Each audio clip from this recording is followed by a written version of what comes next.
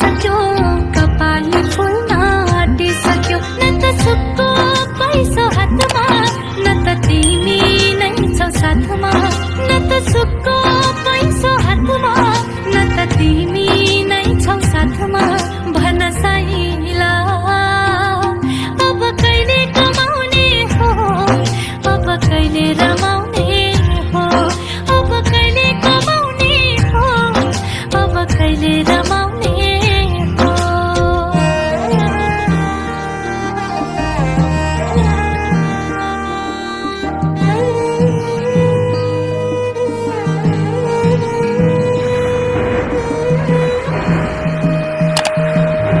म यहाँ पल पल मरिरहेको छु सक्ने जति त गरिरहेको छु घरको यादले पागल हुन्छु एकान्तमा म कति रुन्छु घर बनाउँदाको बाँकी छरिन तिमीले कुरा बुझ्दिनौ किन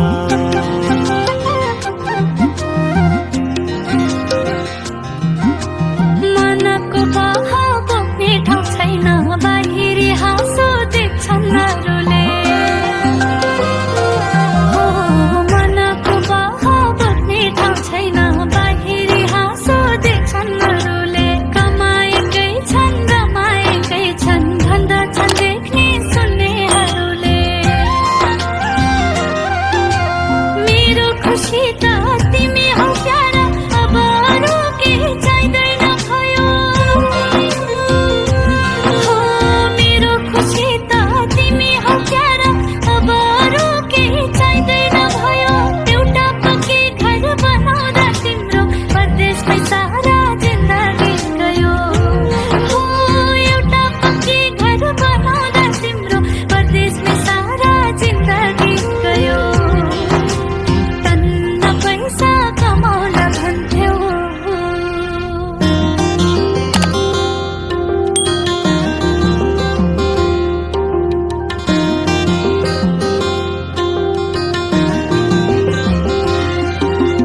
रातमा निन्द्रा दिनमा भोक छैन परदेशमै बस्ने रहर हैन परदेशले उमेर लुट्यो सबै सपना जति टुट्यो सबै एक दुई साल अझै नगर कर रित्तो हात कसरी फर्कौँ म घर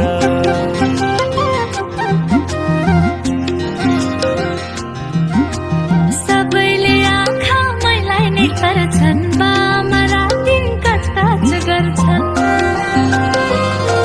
हो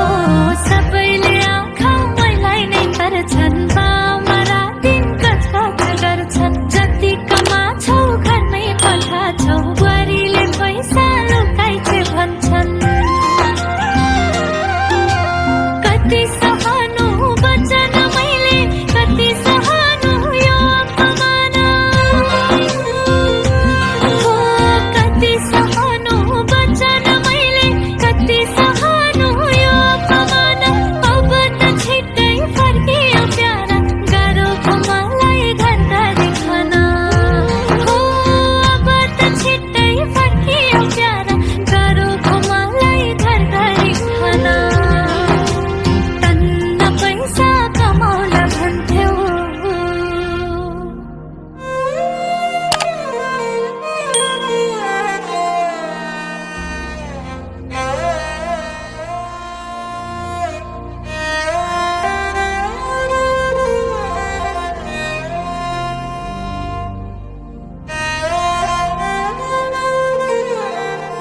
कसरी यस्तो भयो बाबु मेसिनको छेउमा बसेर घरमा फोन लाउने प्रयास गर्दै थिएँ त्यही बेला साथीले स्विच अन गर्यो त्यसपछि मेरो हात काटियो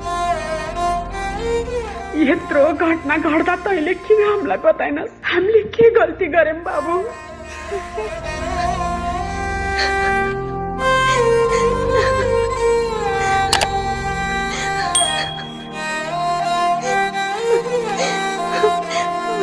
जिउनु भयो